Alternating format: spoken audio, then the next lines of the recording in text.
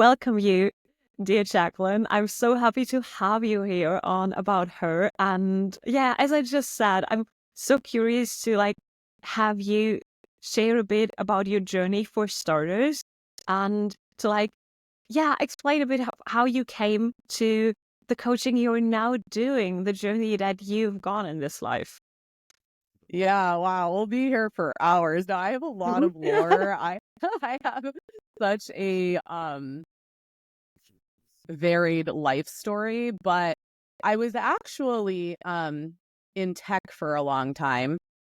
And I guess I should start from the beginning, like my childhood. I was sexually abused when I was younger. It kind of like broke up my family. So you could just understand that the foundation of my childhood was very shaky. I had lots of anxiety problems. And the thing is I trusted my intuition when I brought the abuse to my parents, and it ruined everything, right? In my little 8-year-old mind, it ruined everything. It broke up my family. And I remember for a few years, it was like I there were these sensations in my body that were just shutting me down because it was like you trusted your intuition and it ruined everything for you, right?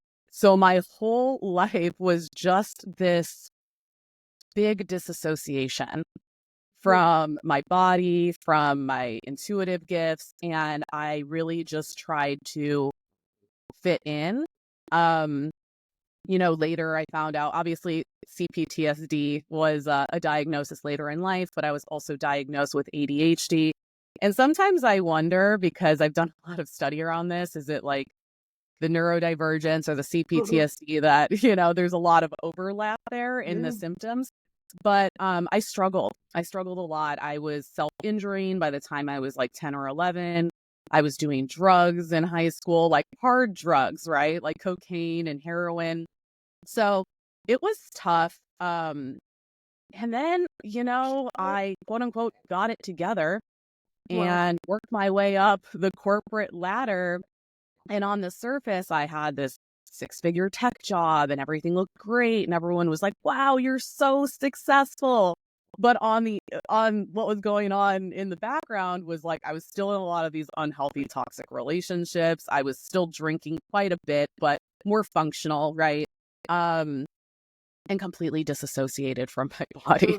So I had a really rude awakening, dark night of the soul. I should say back-to-back dark nights of the soul, where I was initiated into what I'm doing now through a series of trials and tribulations. But I had a Kundalini awakening in 2021, and it was an incredibly somatic experience where I always describe it like my soul jumped back into my body and I could like feel my intuition again. And it really hit me like, oh my gosh, I have been working so hard to completely disassociate from who I really was for my whole life.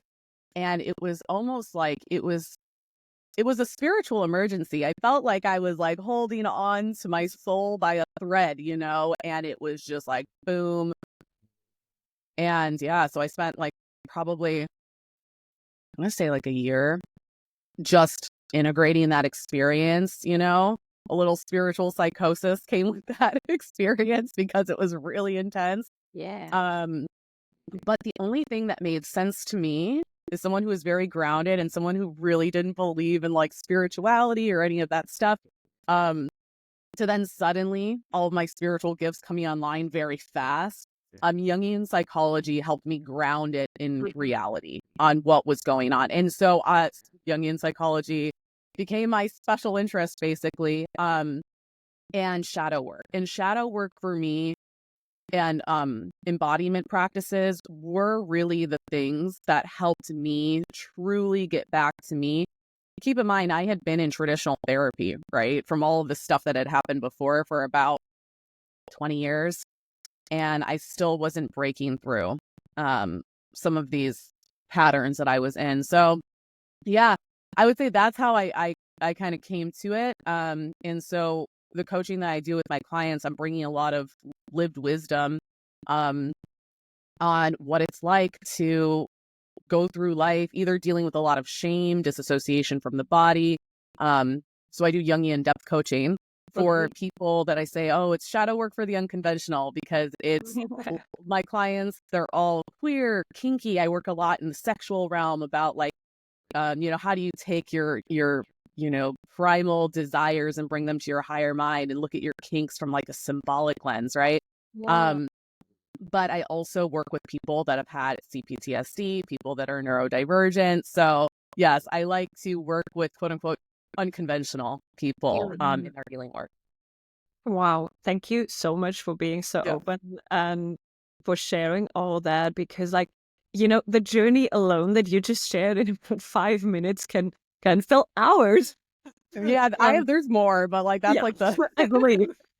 But like the empowerment you talk about, that journey you had with, I think is like really something that can give us so much hope, because sometimes like you feel like this feeling of being shattered by life, by whatever comes to you. So hard and is so big. I don't need to tell you about it.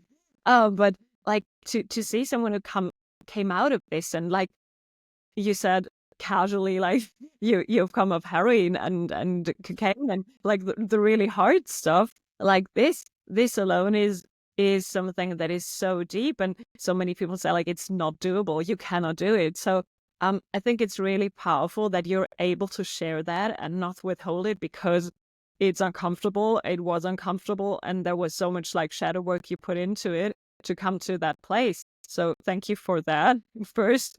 And I love that you said that Jungian psychology helped you ground that spirituality, because I feel that's often the case, that if we are like so overwhelmed by life for whatever reason, and then we find like, oh, there's more to life, but how can we make it tangible? How can we really, find our language that really speaks to us the way we are, where we can really integrate this wisdom? Because sometimes you hear things and you think like, oh my God, that's so cheesy. Or, oh my God, that's not for me. But it's not the message, it's like the wording, or it's the energy of it. It's not like really the insight.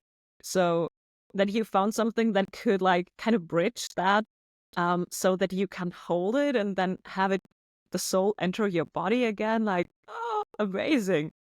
Yeah, no, thank you. I always say part of my path here and part of my purpose is to share these incredibly quote unquote shameful experiences openly. Yes. Because I think being able to be honest about these things, right, like helps other people, like you said, see like, oh, there is a path out of that, right? Jungian psychology as well, I have found for people that have either complex PTSD or certain flavors of neurodivergence, uh, have more, I should say, are more likely to disassociate in the form of like daydreaming or going into fantasy, right? Because it was a coping mechanism a lot in childhood.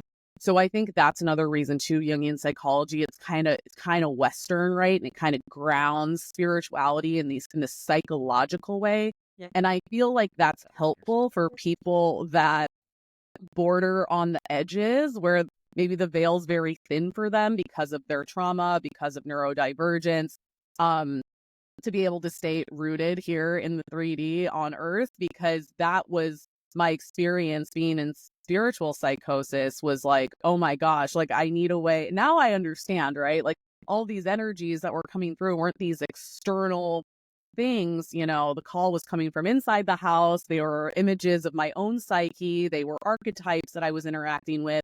But at the time, it felt very ungrounding, and I couldn't really make sense out of it, right? So I do feel like Jungian psychology is a great spiritual language for people that are either neurodivergent or have had early life trauma. Mhm. I love that, because I feel like the beautiful thing within, let's say, the last 10 to 20 years is that there is so many different spiritual tools, and I don't want to say like really systems, but systems emerge or re-emerge. But often they're like for the people who already are really open or already are really connected to their intuition at first, because otherwise the gap is too big to like get it and start even opening up for that. And I think like Jungian psychology is kind of like maybe a bit left behind in this, but for no good reason, because it can bridge that gap, I think, in a language that people can understand easily if they're brought up in Western culture, where like these woo-woo rituals, quote unquote, are not part of the norm, and where you need to like go really outside of the collective mass behavior. And that is often, I feel, especially at the start, really hard. So if you haven't had a Kundalini awakening like you, or if you haven't had like this instant, awakening, then sometimes I feel it's like really hard to start on that journey. And I feel like the Jungian psychology can really help you with that by providing that knowledge and that structure in a way that it's more, I don't know if technically is the right word, but there is something more tangible to it. Well, yeah, there's something more tangible to it. Okay, I'll use an example. When I was first waking up, I'm seeing so many synchronicities like overnight. Like all of a sudden I was like, oh my God, I totally feel like I'm in a simulation. You know what I mean? Like everything is so weird and like and I don't know, I was also vibrating at some crazy level at this time. So like people would walk up to me in the street and give me the exact message that I needed at that moment. All these very synchronistic, crazy things were happening. And,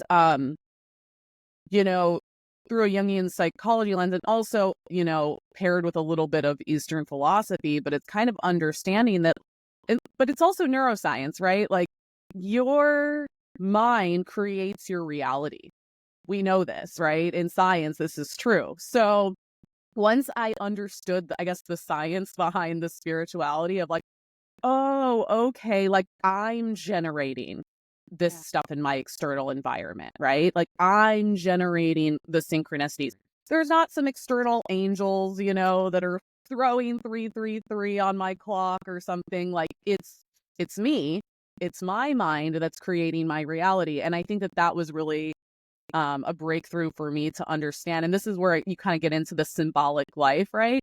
You start looking at everything in your life as a symbol of what's going on in your psyche. It starts to get really interesting, especially if you have like, I always think about like, oh, it's like you keep having car problems, right? Well, what do cars represent symbolically? So I have a lot of fun with the symbolic life, but I think that helped also ground, some of the really magical things that were happening at the time, and helped it make sense for me. Yes, I agree. And I think it's like beautiful to look at this mirroring of the world. If you take on the responsibility that you have in your own life and the co-creation of everything that you experience, and really see like, oh, okay, what does this like reoccurring car problem, to stay with that example, like what can it tell me? Oh, it's not like that bad outside thing, but it's something that I'm calling in because there's a lesson for me, or that wants to tell me something, but it's like my creation and it's not something that is happening to me. I feel like the responsibility and the power that comes with this awareness is like really huge and able to shift deeply the way we behave when we navigate our lives, if we like are able to hold that like awareness level. Oh yeah, I mean that was probably one of my biggest lessons too, right? Being a survivor of early life trauma, is that I had a very unconscious victim complex, right? Because I very much didn't feel like I was in control. So I kept perpetuating that my whole life. I would get into cycles with different abusers, or people would always, be my enemy. I always had all these problems, right?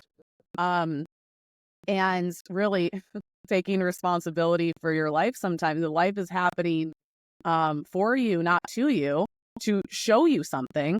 And it's really hard. It's really difficult when you've been through trauma and like your nervous system and your psyche is trying to make sense out of it by like going back into traumatic situations over and over. But that really broke the cycle for me, was taking responsibility for my life.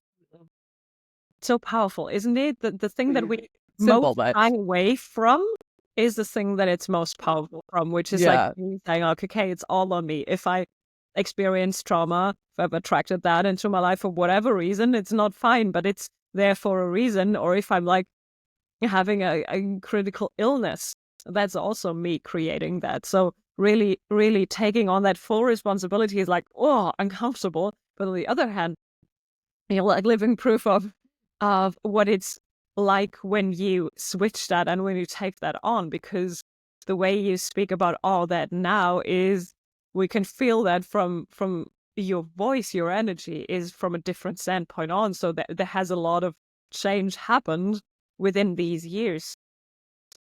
Oh yeah. Totally. Totally. That's really crazy. Yeah. Wow. Oh my God. I thank you so much for sharing. Yeah. I felt called to what I've said to you before to like touch upon, because when we're into changing, how do we change out of these traumatic experience? How can we like really release that and shift that energetically for us? I would love to ask you about your understanding of integrating that logical work that you maybe get with the Jungian psychology Mhm. um, into our daily lives, into like really integrating it into the body, because that's like where the magic actually happens. Is if it's not, it's just in there. But if you like really can act it out. Yeah, so that's a great question because my for a long time I'm like a very, hyper intellectualizer, but I did a lot of my journey to self in my mind, but there were all of these pieces that it was like frustrating, right? So part of doing shadow work is you recognize what you've been rejecting, okay? So you can say in your mind, like, oh, okay, I love to use this example because it's like very common, but it's like, I am a people pleaser and it's ruining my life because I don't have any boundaries and I'm not happy. And then we start digging, we start doing a little shadow work. We find out that there's this like deep fear of being selfish. Um, so if you just take the conscious shadow work aspect of it, you're like, oh, my shadow is selfish. So how do you integrate selfish into your life in a way that you can now have healthy boundaries and like not people please anymore, right? So there are things we can do. There's practices we can put into place, bring awareness to it, all of this stuff, right? Um, and sometimes that's enough and that works to integrate shadow material, right? It's just bringing it conscious. But if it's deeply embedded, like from trauma, so let's say that that selfish shadow was rooted in something very traumatic from the childhood. Let's say um, it was a narcissistic parent that, really relied on the child for emotional labor and things like this. Well, it's going to be more than just bringing it conscious. You're going to have to feel feelings in the body. And it's like, so once I like really anchor this, like, oh, feelings, it means like sensory feeling in your body, not processing emotions in the mind of like, yeah, that makes me angry. You know, it's like really feeling like, what does that anger feel like? Where is it living? And this is like a big part of the work that I do as well, is like the somatic piece and the emotional integration piece, because usually almost, I would say 80% of the time, those things need to be incorporated for you to come into balance with yourself and not be ruled by unconscious conditioning. Yes. Yes. And it's the thing that, at least like speaking from myself, who was raised in Europe, um, it's a thing that like collectively is forgotten the most. So we have like kind of established over the last few decades this like inner mental work, which there's nothing wrong with it. But like what we're talking here about is like bringing these insights into the body, from thinking to feeling to acting out, to like having these emotions, not just like, oh, well, that made me angry. Oh, that person crossed my boundaries in my childhood when they abused me in whatever way. Yeah, okay, that's like good to know. But how can you like really process it in a moment where that stuff comes up because you're stressed, you're in a reaction mode. You cannot like think it logically through because your body is just not letting you. So you need to find your way to like really integrate it. And that's what you're talking about. I think that's really a missing piece in many, many, many modalities, which are like nice for themselves, but combined, they really unfold their power. Totally. Yes, 100%. And I think that it's really hard because I know in my experience, there were a lot of emotions that I didn't necessarily want to feel. And there was a lot of stuff in my body I didn't really want to be aware of. And then in my own unfolding, recognizing that it was just, I didn't feel like I had the emotional safety to emote. I didn't feel safe. And, even with the coaches and healers that I worked with, it made me realize like, oh, I just needed like a safe space. And for whatever reason, all of the therapy that I went to, I think because I associated it with I'm here because there's something wrong with me. And I always felt like, oh, this is like a checkbox that I do. I remember my last therapist where she was like, don't you want to cry or something? And I was like, no, I'm good, And like, it was this understanding of like, oh, you actually can't feel the feeling unless you have a felt sense of safety. So that's another thing that in my coaching containers is what I bring to the container is that I'm bringing the mother archetype. I'm bringing full-blown love into the space so that people can feel safe to unfold. And that's a big piece too. We heal in connection to others, especially if there has anything to do with your early life, developmental, attachment, trauma, things like that, is you can't do it alone. Yeah. And you need that safety. It's very funny because I found that out too. I wasn't feeling safe in my like offering my coaching when I started first because of my like trauma from past lives mostly. But until I realized like, oh, okay, the thing that helps people the most when I got that is that I'm just quote unquote creating a safe space. And that's like kind of enough in itself. That was a big game changer because I thought, oh, okay, well, all these modalities, all these tools are really nice and they're really like, it's great. But what is actually required before and foremost is like this safety. So I love that you mentioned that because I feel this again is some intellectualizing part. You can go to a therapist who knows everything, but if you don't feel safe to open up, you won't actually feeling. You won't even get there. Here's the difference I've noticed too, is that when I was in therapy, probably every single time, every case, that therapist had not experienced my life experience or didn't have a resonance, I should say, with my life experience. And I also think that that is huge because a lot of my clients, my students that come to me, we share certain resonance with what we've experienced. So there's someone in the container that has the lived wisdom that that person actually needs. And that's where I feel like coaching is a little bit different than therapy because you're going to a coach because they're holding the key to something, right? On the other side of where you want to get to, at least in my case, right? Is that the people that come to me, it's funny every time someone comes and they start telling me their story. I was like, oh, there it is. There's the coherence. There's the overlap of, okay, I know what I need to do to get this person to where they want to be. But yeah, that too is just, I think, and also with some of the coaches and healers that I have been able to unfold in front of, also had really hard traumatic. I feel like most people that are spiritual, we went through something, like some people, like, yes, were like born. You actually were, right? You were born with your gifts. Yes. Yes, I Yes. remembered them and then I kind of suppressed them really, really good. Yeah. Well, I guess we all kind of, yeah, I guess I did too. But yeah, I feel like it's pretty rare, I think, for people to just, unless they had a really spiritual family and those gifts were really honed and stuff, like most of the time we had to go through some shit, right? Like we had to go through something. We had to get initiated into our path. And so that's why I think when I was working with different spiritual healers and coaches and things like that, I was able to unfold easier because it was like these people get it, you know?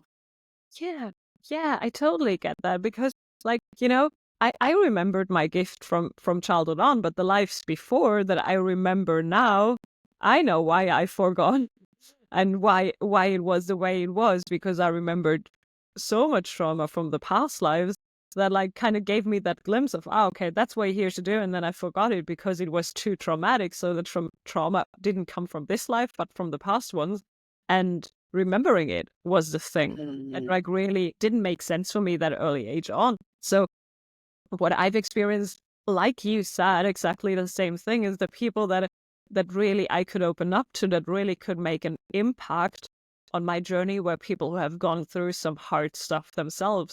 It doesn't have to be like the same thing, but it was normally something similar, or at least they know like the level of pain I felt. And I think that is really quote unquote beautiful, not because someone else experienced that same level of pain, but because we can feel safe in that and we can trust to open up to someone who is not all polished, who is not like having it all together, but they're like a few steps ahead of it. And the beauty in this system that the universe like kind of set up that way is, I think, that we as coaches, we're working through our stuff similar to with our clients, just maybe a few steps ahead. So I remember I have the shadow of rejection in this life so much because of all that happened with, like, I've been burned quite a few times, quite violently.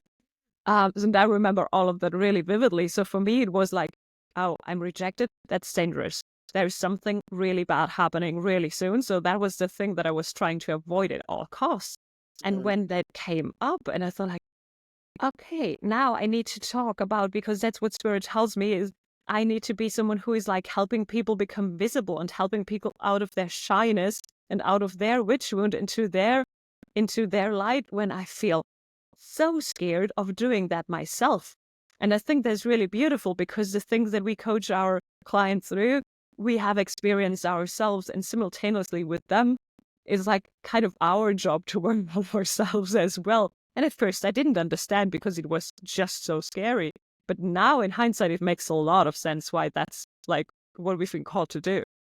It's so funny that you're saying this because, yeah, I feel like the spiritual path or whatever of a life coach, I mean, the people that come to me, yeah, they're usually, there's a couple different flavors. It's either like someone that comes to me that's like like where I'm like, oh, this was me, a while ago.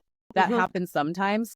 But the ones that are the most, that catalyze the most, are the ones that are like one step behind you, right? Because they push you forward, that they need to learn something, so you need to learn it and integrate it, and almost it like supercharges your own journey to self when you have people right behind you going, hey, help me out here with this thing.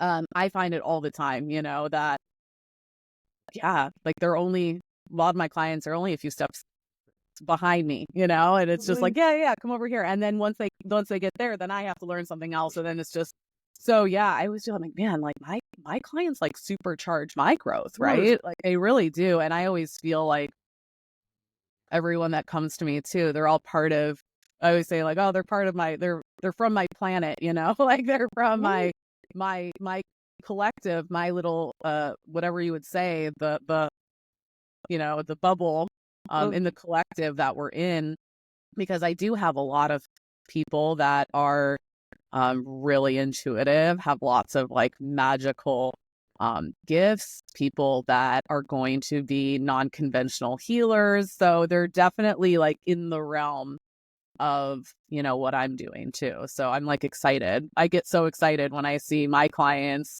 make these strides, because it's like, yeah, let's go. We're all going, right? Yeah. The whole group is coming when one of us, makes that breakthrough. So That is really, I love that you touched upon that.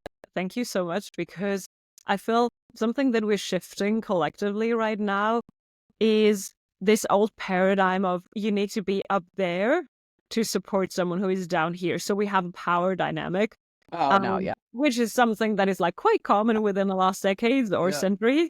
And I feel we're like finally shifting to something where we can like comfortably say like, oh, and maybe I'm one step ahead of you, but I'm still able to like hold you fully.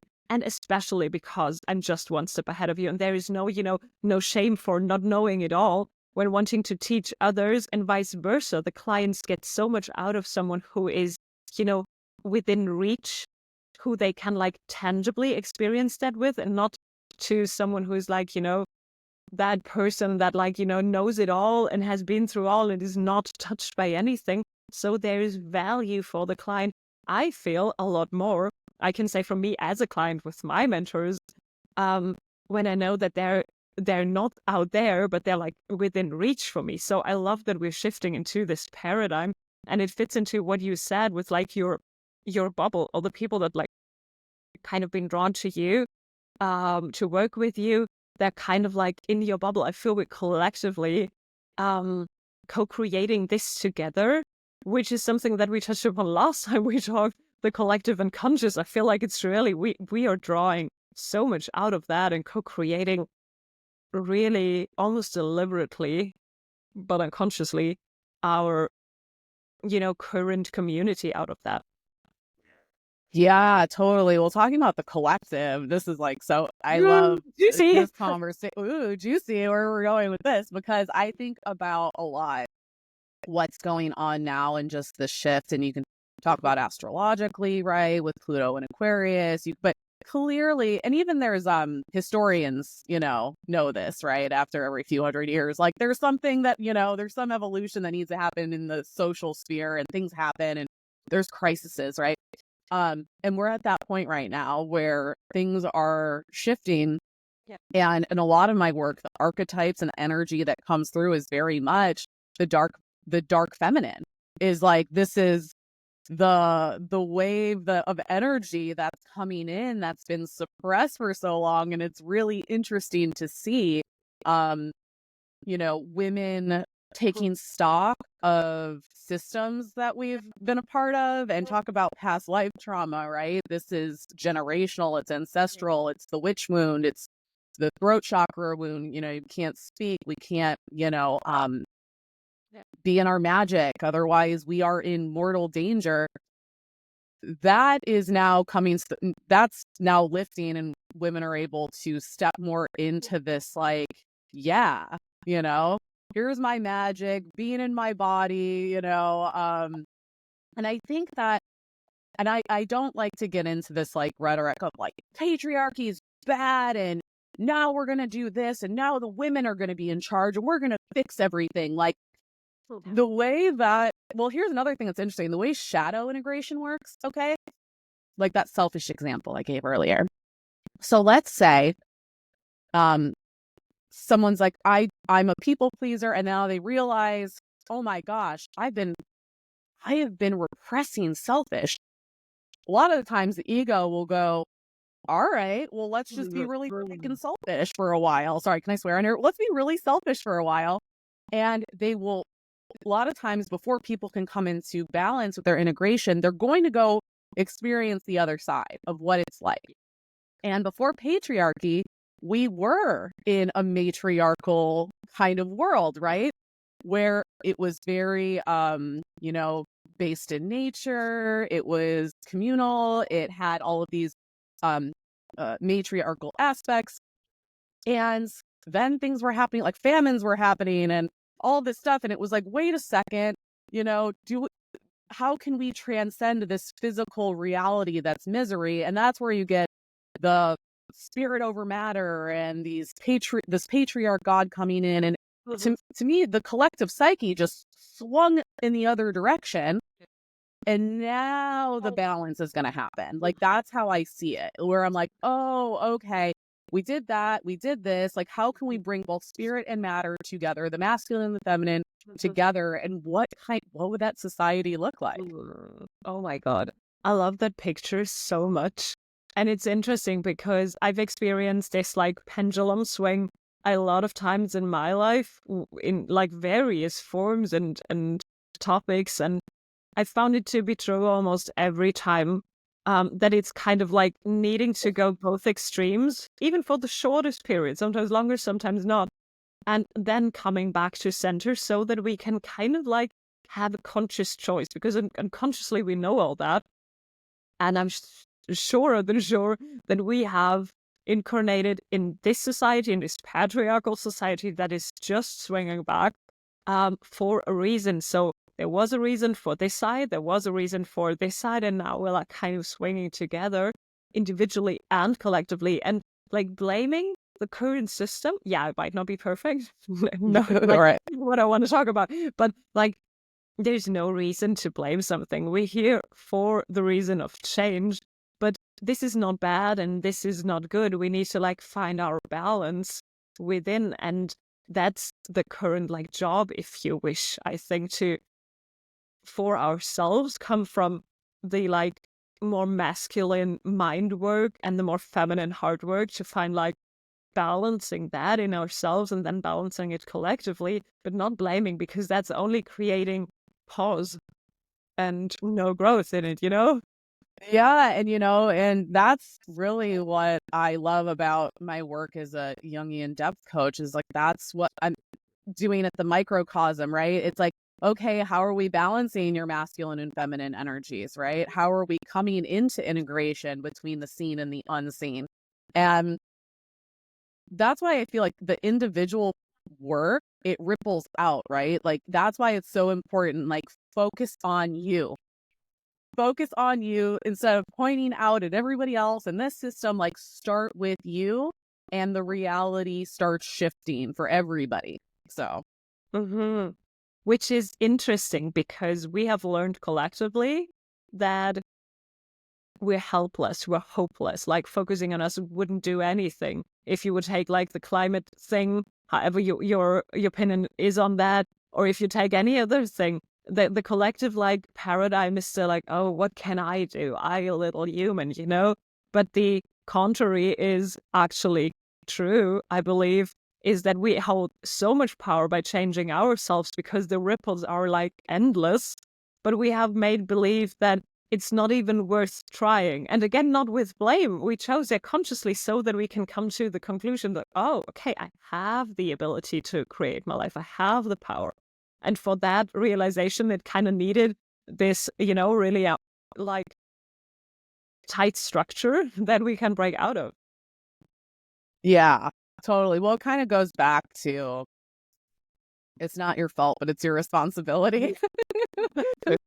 And I remember that too when I went, this is when I was like right after the Kundalini awakening, and I was like, oh my gosh. And I got this download that I was supposed to go to Maui. It was like this whole thing. And I ended up going to this, healing retreat.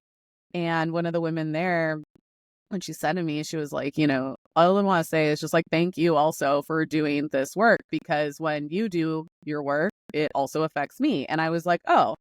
And then I think that was my first day of like, oh, this is like a collective thing. Like you take care of yourself, it also ripples to everybody else. But yeah, so that's kind of my vibe too, is just like, yeah, taking radical responsibility for your life and your growth. Yeah, which then ripples out. And so what we can eliminate, you touched on that before, with this kind of belief that it ripples out from each and every soul, is the belief of competition, and is a belief of hopelessness, because there actually is so much power in each soul. And yeah, we would be much more powerful if we like gather together, but each of us individually has a lot of like gifts to give and a lot of work that will ripple out. Like you've done the work, I've done the work. Not that either of us is finished. I believe there's always more Yeah. to come. But like in this like starting and sharing, all the people who listen can take and hear whatever they need to hear that moment. So that then can ripple out to their families and whatever. And it's kind of like there's kind of this start, this initiation of things, which would not have been there if neither of us would have had the courage to share and to like believe in themselves. You've touched on that before when you shared your journey, like believe in your intuition after it like kind of let you down so much in early life, to like come back to the courage of believing in yourself and saying, well, making no sense, I do it regardless. I like come out of that closet. I really share that, and I'm opening up vulnerably, although it scares the hell out of me. Yeah. What's coming up is I was just thinking, it's like, people are always like, what's my purpose? And I got to find my purpose and all this stuff. And it's like, it's your purpose to be who you are, Mm. like that's your purpose. It's always unfolding, but it's to be who you truly are. And I feel like that's just some people's path. And I know well, I should say that the more everybody shows up as themselves, that's a catalyst, right? Where it's that divine spark. Someone can feel it in you, where they're like, oh, and they can see themselves in you, and oh, and then it ignites something. So I always feel that too in my life now is like, yeah, you're walking around and you are a beacon of sorts, a little spark generator for people to see themselves in you and go, oh, wait, like, I want to go towards myself too. And it's scary, like, especially just with all the societal conditioning, especially because a lot of my clients, they're queer, kinky, neurodivergent.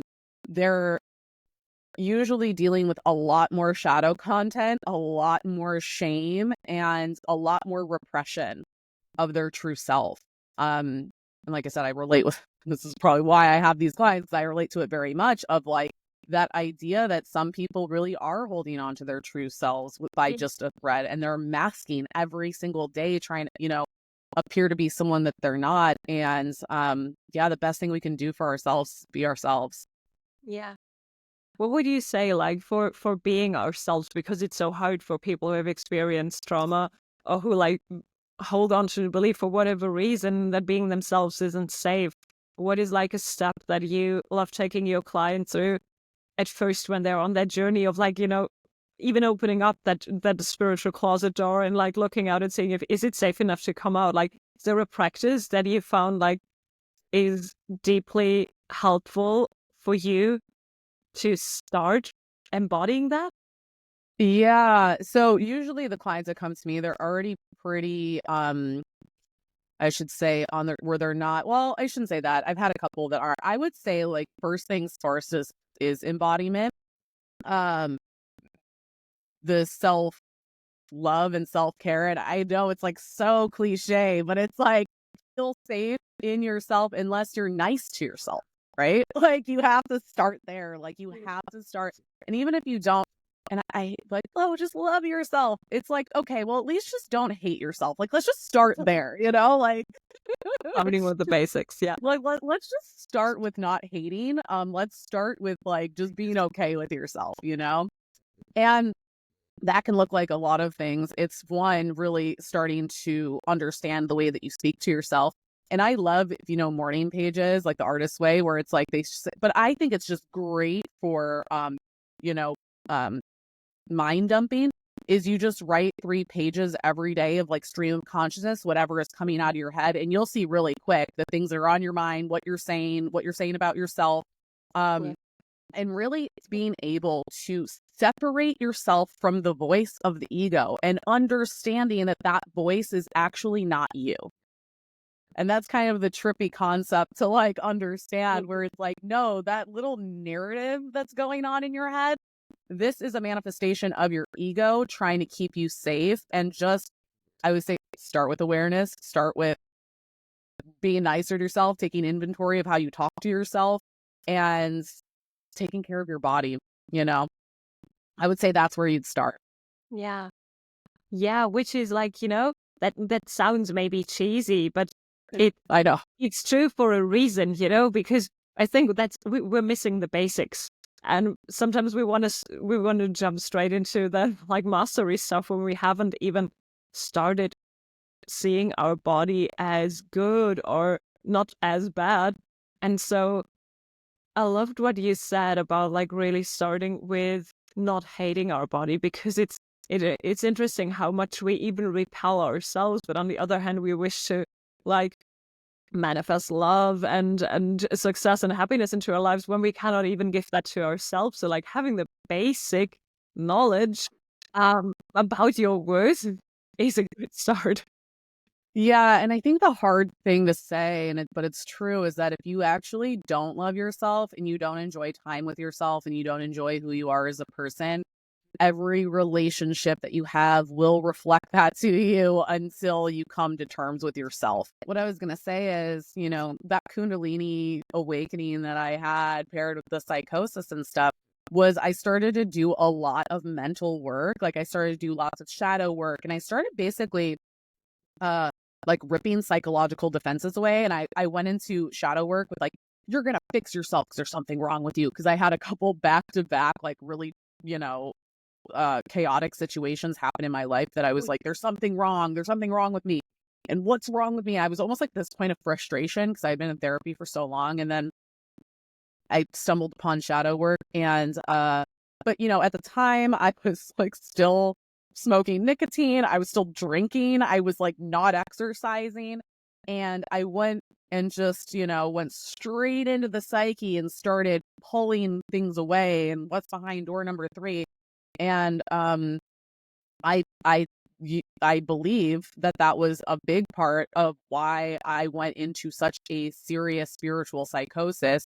It was like a mental health emergency. I went to the hospital for a few days where I was just completely disassociated from reality. All of my fears, all of my ego fears, all of my paranoia came out in this very like palatable way. So this is the thing too, is like, so I always say too, this is how I know it's generated from the mind. Cause I'm like, I had very scary synchronicities. I had like lots of like,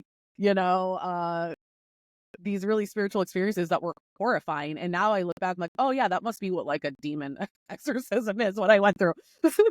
But, but it was because I pushed through the barrier, the defenses that my ego had put up, like really roughly and without being grounded in my body. And I just, completely quote unquote lost my mind, truly, because I wasn't grounded in the body. So yeah, I now find the body. It's like funny because this was also just came like later in my journey, like maybe even just a couple years ago, where I was really like, oh, like really understood it, because at a deeper, like embodied level of like, oh, wait, this is like more important than you're giving it credit for, Yeah, I feel this disassociation from the body is a collective thing too, where we have learned to like do everything in our logical mind, and we kind of tend to forget the body. And then we learn about spirituality, and then we say like, oh my God, we need to be all spiritual. But we again tend to forget the body. But we are here incarnated in this body, so it must be of some importance. And I think like really bringing this all together is when things click. Like we said before, it's not just the mindset work, it's also the emotional work, like really feeling your emotions, feeling where they are in the body, and like um inviting the body into that work and not excluding it is super important, so that we can really integrate it, because it's the vehicle we have in this life. We chose it. So, you know, kind of totally neglecting it, how can that work? But it's interesting that it's like most people I speak with, myself included, just like realize that after a period of time of working with the more intangible things of the mind and the emotions before like the body is really fully coming to the surface. I think for me, the reason why the body wasn't as exciting was because you don't get like super fast results, You Right, can't I do agree. like one. Yeah, I guess you know what? I've had a lot happen in one breath work session, but to me, working with the body is more of like a relationship. It's more of a daily practice. It's not something that you go and do, I guess, like shadow work where you're sitting down and you're doing a little exercise and you get this like very clear insight. And I think for me, who like really wanted just like fast results, I was like, I remember feeling like this is so boring. Like and I think that was my block against it for a while, was just like I'm bored out of my mind, doing yoga and now I love it. But that's like advice I would give too if you've been really disassociated from your body for a long time and it feels like this is boring or stupid or it's not working or it's not doing anything. Just keep doing it. Like literally just keep doing it and stick with it and understand that it might be a while before you really notice a change.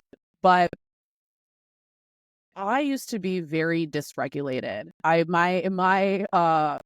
My response to a lot of things was like fight. I was like, if you're like fight, flight, freeze, I was fight. I was fight all day.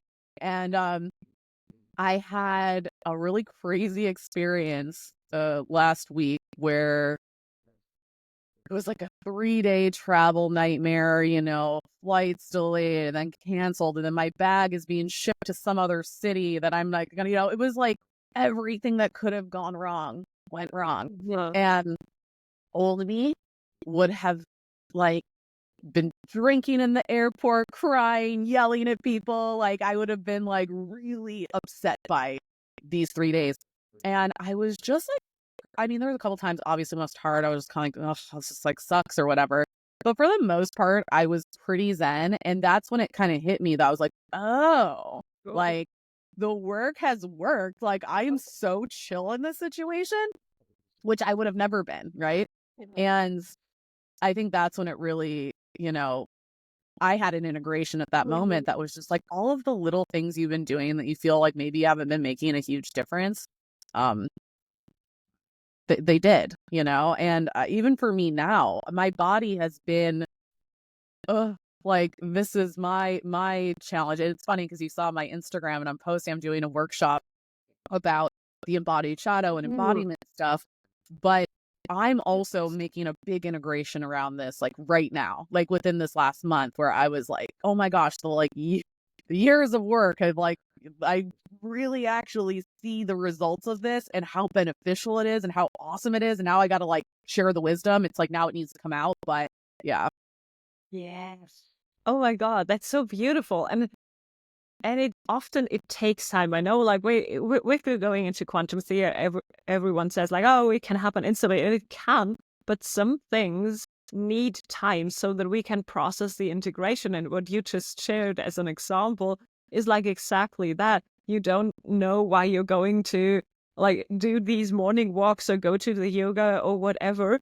But after a while, you exactly know what it means. So it's just like sometimes it's a prolonged period until the insight comes, but when it comes, it's like I feel it's extra juicy because it's like, oh, well, one, I stick to that for that much of time until like, what has changed and you realize it just now. And that I think is just the beauty of the body work, that even if it's not instantaneously, when you see the result, if you wish to call it that way, then it's like a big thing and it helps us really in everyday life. So it's definitely worth the work that might not pay off immediately, but still Yeah, so it's like it seems boring, it seems stupid, like just keep doing it. If that's just keep doing it. And I honestly I did, because I want to say, the first year it did feel like I was box checking and I was like, okay, no, this is supposed to be good for me, like to go make sure that I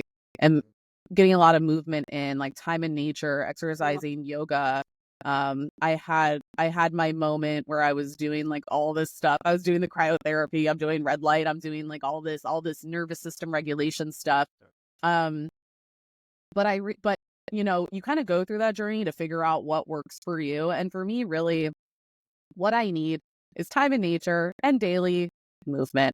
It doesn't matter what the movement is. It doesn't need to be, it doesn't have to be 3-mile run or anything like that. It's dancing.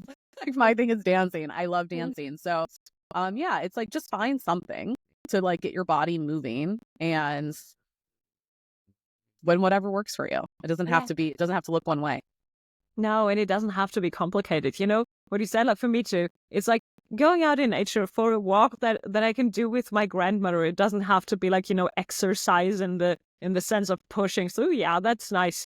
No thing about it. But like for getting to know ourselves and to integrate into our bodies. It could be like things very soft, like you said, like walking in nature and dancing, and maybe like doing some stretching or Pilates in your living room, and that's totally enough. So I think we can like release maybe this year a bit of this collective like hustle about everything, and also about like how we treat our bodies, because it's the thing that we need most is like regulate our nervous system and come back to our bodies so that we can access the other realms that we want to access and have the fast results that we've just talked about. But it's like a not one or the other, it's like integrating it all, and just be gentle with yourself and do the small steps, even though you like to like jump to the 31st step instead of taking the first three. I think it's really beneficial to slow ourselves down and let that stuff come to whenever it's ready, and not really forcing. Yeah, totally. And I think this is especially true for people that have had body trauma, people that have been, I call this like a chronic shame thing, where like, let's say you were queer, raised in an evangelical household, or you're an artist, raised in a family of lawyers. You had to cut off a major piece of the self and put it into the shadow. Based on, essentially, our shadow is based on shame for the most part, right? A lot of the things that we repress is because someone told us it's not okay to be that. Yeah. And shame actually hits us at the nervous system level because it is a primal threat to our human experience, right? It's like, oh no, if the tribe rejects you, you're going to be out in the wilderness, like forced to hunt alone. A bear might get you. That's what our body feels like when we feel rejected, talking about the rejection wound, right? Yeah. And let's say you live in a family for 18 years where you're constantly repressing a big part of who you are. It creates chronic nervous system dysregulation in your life. So, like for me, I know that my journey with my body has basically just gotten started, with these last few years, because there was a lot of repression in my life. There was a lot of trauma to my body. And I'm just understanding that this relationship is forever. And to feel safe in my body, I really have to treat it like I would a child or a pet, or, like really have that love and care for it to keep it on my side. Yes. Yes. That's beautiful. And I think we should all allow ourselves to treat ourselves that way. Because we would every friend we have, every pet, every child, every partner, we're treating more lovingly than ourselves, like speaking collectively. So it's time to change that up, because there's not, you don't have to limit yourself to only love these exterior people. You can like love yourself as much as you do others, and there's still enough attention and love there. It's cheesy as it sounds. So it's not about like limiting, it's about allowing it in. And then from there, I think like things can shift really fast, because the moment you allow yourself to be treated well by yourself, you can integrate all these things that we talked about before, all the shadow work, all the like new behaviors or new like ways of looking at things, new way of like taking on things. You can integrate that much more better if you have cared for your body in a way that it feels safe, and it can really like, you know, not follow your instruction that's coming out wrong, but like kind of working with you instead of against you. Totally. Yeah. And what's interesting is the way that you treat yourself and the way that you treat your body reflects on to how other people treat you as well. Right. Like the kindness you show to yourself actually does reflect out. And it's night and day. I can look back at the times where I wasn't taking care of myself, or, not taking care of my body. And I also then at the same time had like a lot of people in my life that weren't respecting me or my body or my boundaries or things like this, right? So it really does reflect externally too. And again, people that are looking for love, looking for relationships, things like that, like you really want to do the work to feel at home in yourself first. True. Yeah. That is I don't have anything to say to that. I could talk for hours with you on that topic, but I feel like this is the perfect statement to finish here. So I don't want to water it down. Thank you for all that insight, all that openness and vulnerability that you've shown, and all that courage. So thank you, thank you, thank you. That was like such a beautiful time we had. Thank you. I enjoyed it. Me too. Me too. Wishing you a wonderful day, which is just starting. I'm seeing that it's getting lighter on your window. Yes, I can see the sun coming in now. Very good. Enjoy your day, my dear. Thank you, Anna.